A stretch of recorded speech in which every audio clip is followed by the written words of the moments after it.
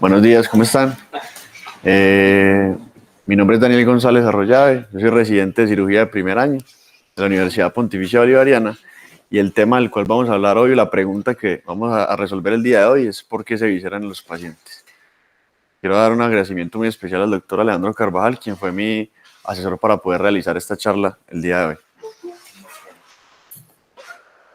Bueno, primero quiero hablar de por qué es importante hablar de visceración. Entonces la visceración va a tener unas consecuencias negativas a corto plazo y a largo plazo para nuestros pacientes. A corto plazo vamos a tener que los pacientes van a tener un aumento en la necesidad de reoperación, van a tener un aumento en la estancia hospitalaria, vamos a tener unos aumentos en los costos de nuestro sistema de salud y para el paciente va a tener una disminución en la calidad de vida, hablando desde la esfera de salud en general, entre salud mental y con respecto a su funcionamiento social. Con respecto a los efectos que puede tener a largo plazo para nuestros pacientes, tenemos seguimientos que hasta el 83% de los pacientes pueden desarrollar una hernia incisional. Vamos a tener que la visceración tiene una mortalidad aproximada entre el 35.4% y su incidencia oscila entre el 0.4 y el 3.5% de todas las laparotomías. Ocurre más comúnmente entre el día 4 y el día 14 posterior pues, a la laparotomía o el acto quirúrgico.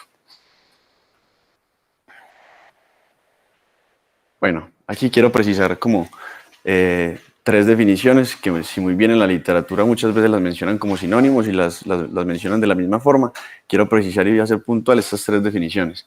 Primero, ¿qué es dehiscencia aguda? Entonces, dehiscencia aguda es la falla aguda no intencionada a nivel de la fascia, pues a nivel de la herida en la fascia, luego el cierre primario de una laparotomía. Evisceración, por su parte, es la salida del contenido abdominal a través de los planos de la pared de la herida quirúrgica debido a su separación o dehiscencia en un posoperatorio temprano, ya sea días o sea semanas. Y falla aguda de la herida, vamos a hablar de falla aguda, ocurre cuando hay una alteración en el grado o la duración del proceso secuencial de la cicatrización o de la reparación propia de un tejido.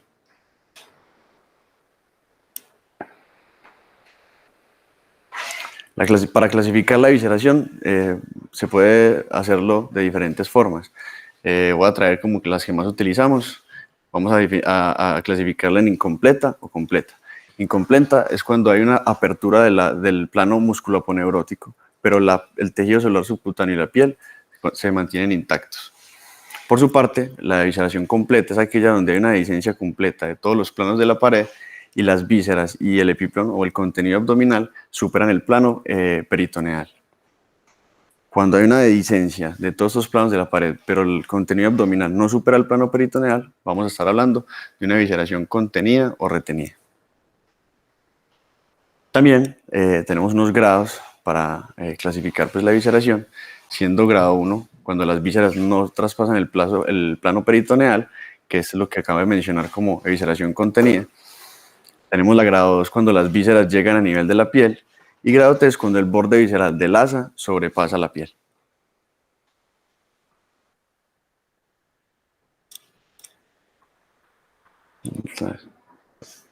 Listo.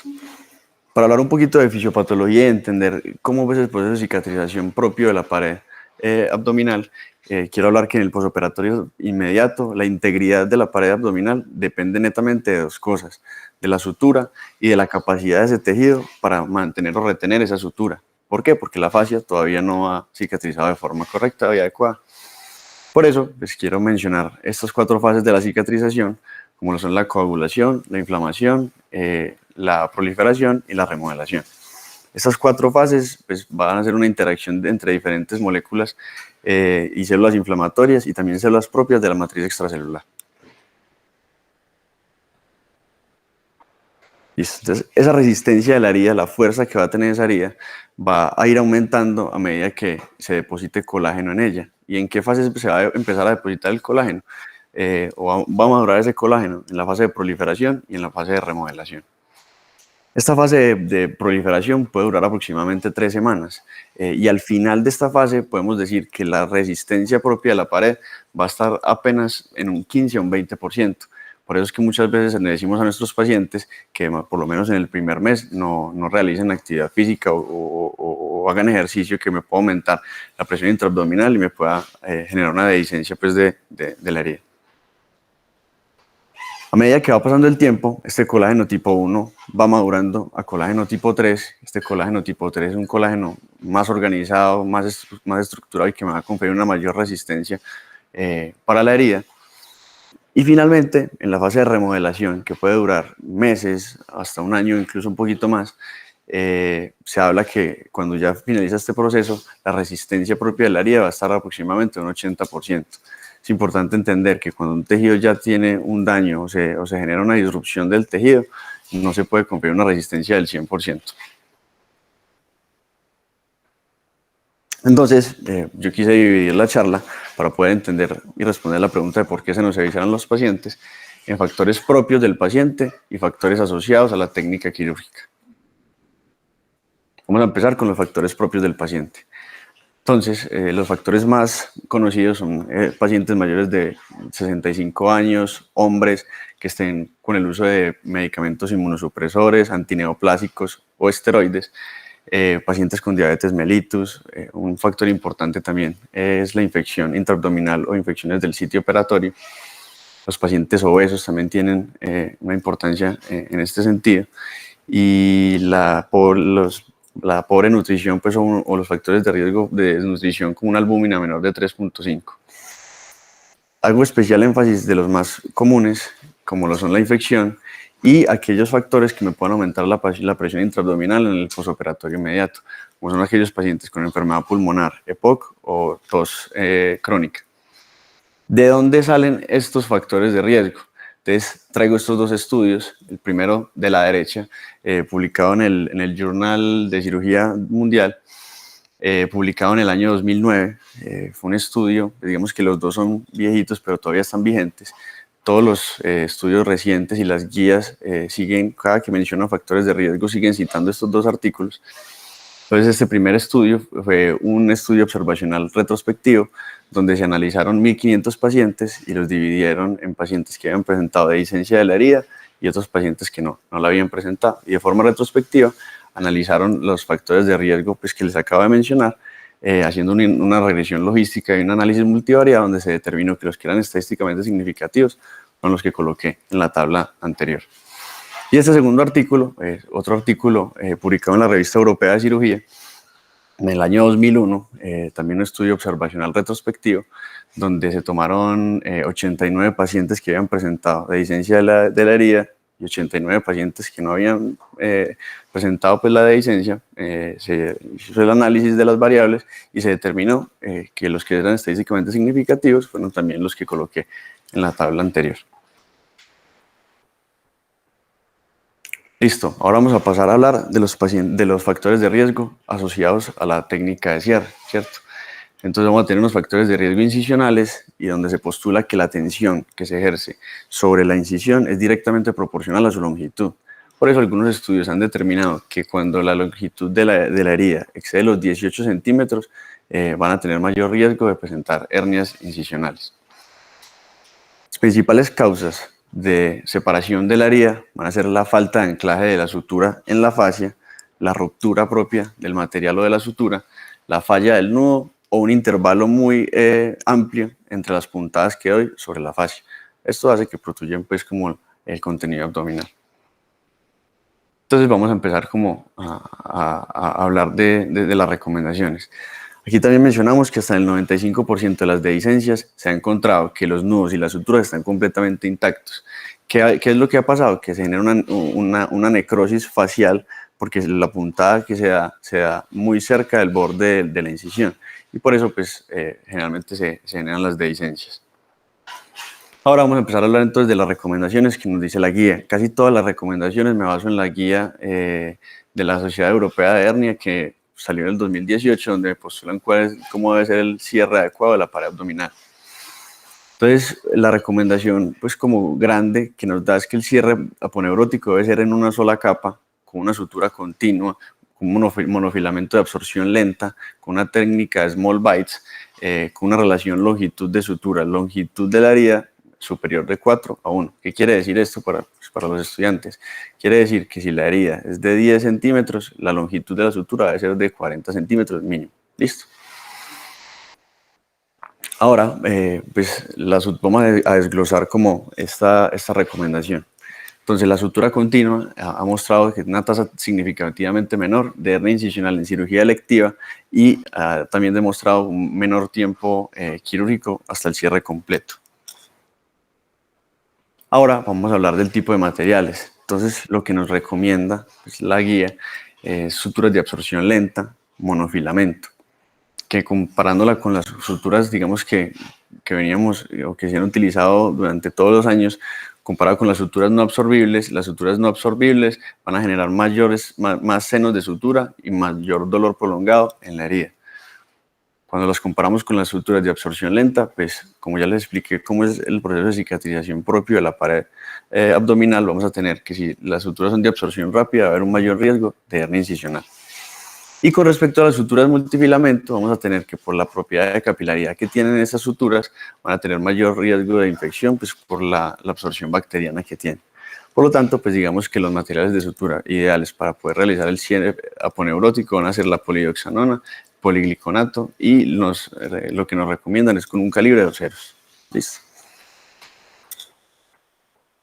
Ahora, pues como para explicarles en qué consiste la técnica de Small Bites. Entonces, la técnica de Small Bites consiste en tomar una puntada pues, o pasar el punto a 5 milímetros del borde de la herida y con una distancia entre 5 milímetros de entre punto y punto. Eso consiste en la técnica de Small Bites. ¿De dónde sale la técnica de Small Bites? Entonces, traigo el estudio Stitch, que es el estudio donde se analizó pues, o se comparó el grupo de la técnica de Small Bites versus la técnica tradicional o Large Bites, un estudio multicéntrico, un RCT doble ciego, donde fue publicado en la revista Lancet en el año 2015, donde se analizaron 560 pacientes, los dividieron en dos grupos, grupos de 270 pacientes con técnica Small Bites y 280 pacientes con técnica tradicional. Se hizo pues el análisis estadístico y la conclusión de este estudio es que la técnica Small Bites es más eficaz que la técnica tradicional para realizar el cierre de la pared, con el desenlace principal de aparición de hernia incisional. No se asocia con eventos adversos ni mayor dolor postoperatorio, por lo tanto, este estudio, pues la conclusión dice que debe ser la técnica de cierre estándar para las incisiones en la línea media. Listo. Ahora vamos ya al paciente nos presentó la evisceración. Vamos a ver cómo debemos reconocer esto y cómo serían las manifestaciones clínicas. Entonces, el paciente tiene salida de un líquido serosanguinolento de color rosado inodoro que empapa los apósitos de la herida. Cuando vamos al examen físico a revisar a este paciente, podemos ver pues, que tiene la protrusión pues, del contenido abdominal o de las asas. Es frecuente ver las asas saliendo pues, a través de dos puntos de sutura, que se llama el signo de la cuerda de violín. O también podemos ver un abultamiento pues, en la herida. Algo importante menciono aquí, y es que como lo mencioné, una de las importantes, de las causas principales de la dehiscencia es la infección, ¿cierto? Entonces tenemos que estar muy atentos para lograr identificar a aquellos pacientes que tienen febrículas prolongadas, taquicardia, un hilio prolongado, dolor no proporcionado sobre la herida, que esos pacientes me pueden estar presentando una evisceración. Bueno, ahora vamos a hablar de las estrategias de manejo de la evisceración. Hay tres estrategias que quiero pues como traer para esta charla, que sería el manejo no quirúrgico, el manejo quirúrgico con cierre primario y el manejo quirúrgico con cierre diferido.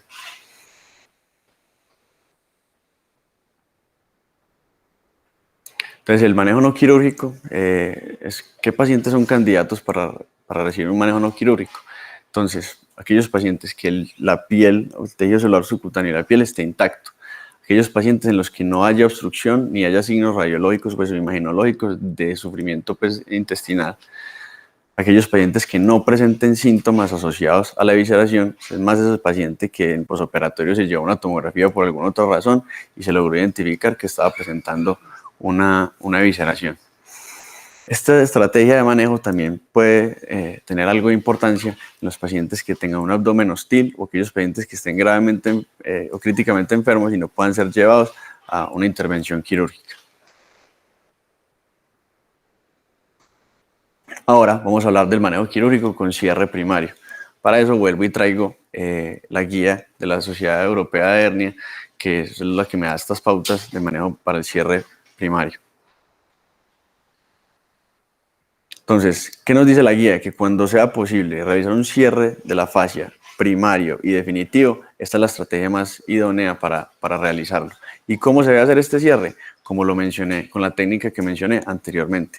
Suturas monofilamento de absorción lenta, una sutura continua, con una técnica de small bites y con una relación de la longitud de la herida con respecto a la sutura mayor o igual 4:1. Y ahora pues, voy a traer un tema un poco controversial, que es la colocación de mallas profilácticas. Un tema que está teniendo mucho, pues como mucho revuelo en este momento en la literatura. Hay muchos que están a favor, muchos en contra. Están saliendo varios estudios en este momento. Pero ¿qué nos dice la guía? Entonces la guía nos dice que se recomienda el refuerzo con malla después de presentar una dehiscencia facial, porque las tasas de hernia incisional después de este cierre es menor con los pacientes que se refuerza con malla que en los que se hace el cierre facial únicamente, ¿cierto? Pero también son muy enfáticos de que la decisión final de colocar malla, el tipo de malla y la ubicación de esta malla va a depender del cirujano que esté a cargo de la cirugía, ¿cierto? Con esto entonces salen varios estudios donde en este momento, por las indicaciones que revisé, en los únicos 3 escenarios que está demostrado que esa malla profiláctica sí tiene unos beneficios, son en estos 3. Me va a prevenir la hernia incisional en el caso de cirugía de aneurisma de aorta, de las ostomías y de la obesidad mórbida. En esos 3 escenarios, es en los 3 escenarios que está comprobado estadísticamente significativo, pues por los estudios que han hecho, que la malla sí disminuye la aparición de hernia incisional. Y pues digamos que para traspolar estas recomendaciones al escenario de cirugía de urgencias es un poco difícil porque todavía no hay estudios suficientes que me demuestren la utilidad de esta malla. Y la aparición, pues la contraindicación, el problema que tenemos es que si tenemos que en la evisceración, una de las principales causas es la infección. Entonces ahí está la controversia si la colocación de malla sería adecuada o no. Entonces, pues digamos que todavía hay mucho riesgo de presentar complicaciones y todavía hay que realizar pues como más estudios que nos puedan dar para poder dar una recomendación como puntual al respecto. Y pues salen varias estrategias, quiero mencionar pues como la escala de Rotterdam, que es una escala que me ayuda a predecir qué pacientes se pueden beneficiar de la colocación de malla profiláctica. Esa escala me evalúa varios criterios, que todos estos criterios hacen relación a los factores de riesgo que les mencioné al principio: la obesidad, la presencia de malignidad, uso de medicamentos inmunosupresores. Todos estos factores de riesgo se hace un cuestionario y los pacientes que tengan una puntuación mayor a 4 se van a beneficiar de la colocación de malla profiláctica. Ahora vamos a hablar del manejo quirúrgico con cierre diferido. Esa estrategia de manejo, ¿para qué pacientes es la indicada? Para pacientes que clínicamente están muy graves y que no pueden ser llevados a cirugía, o aquellos pacientes en que en la cirugía inicial no se pudo realizar un cierre de la pared por haber edema importante en las asas o una contaminación macroscópica grande. ¿Y qué estrategias se describen para el cierre diferido? Van a ser estas 3 que les voy a mencionar, que sería el cierre temporal del abdomen, por lo menos hasta que el paciente esté en una mejor condición para poder llegar a reparar esa pared abdominal. Un cierre progresivo del abdomen, mientras el paciente está en la UCI, con los dispositivos que hay hoy, como el parche de Whitman, los cierres dinámicos o el sistema de vacío, como el VAC. Y hago una mención especial pues, de esta, que es la tracción facial mediada por malla, asistida por vacío, que es una de las que más frecuentemente vemos que se utiliza, la que se fija la malla a la fascia, se coloca el back y teóricamente debe ser cada 2 a 3 días que se cambie ese back y se haga la aplicatura de la malla para traccionar de forma gradual la fascia. Sin embargo, pues digamos que en nuestro país y por las condiciones económicas del sistema de salud, esta indicación no se cumple pues, de forma tan estricta, y estos back pueden durar hasta 5 días, cuando pues teóricamente lo que está escrito es que serían cambiar cada 2 a 3 días. Ya para terminar, las conclusiones, quiero decir que la evisceración es una condición que genera grandes repercusiones en los pacientes y en el sistema de salud en general. Debemos identificar de forma temprana los factores de riesgo de nuestros pacientes para poder impactar en ellos y disminuir la aparición de complicaciones. Se debe realizar un adecuado cierre de la pared abdominal basado en las recomendaciones que acabo de mencionar, que nos dan las diferentes guías y sociedades para atenuar pues, la aparición de la evisceración. Y por último, es importante identificar los signos clínicos que presentan estos pacientes y clasificar de forma adecuada la evisceración para poder plantear y proponerle al paciente la estrategia terapéutica más acertada. Muchas gracias.